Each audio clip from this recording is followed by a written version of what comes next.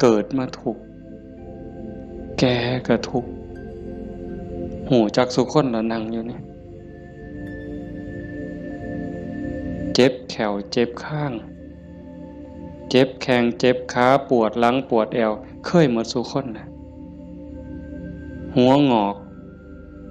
ตั้งแต่หัวงอกซื่อๆมันบ่เจ็บบ่ปวดก็ทุกข์เว้ยไม่ออกเป็นเลยว่ะส่องกระจกเห็นผมงอกนี่ถอนปั๊บโลดย่านเข้าว่าเจ้าของเฒ่าเห็นบ่อายุ40คนเขาเอิ้นแม่ใหญ่ได้งวกปั๊บตาเขียวปื้อเลยเด้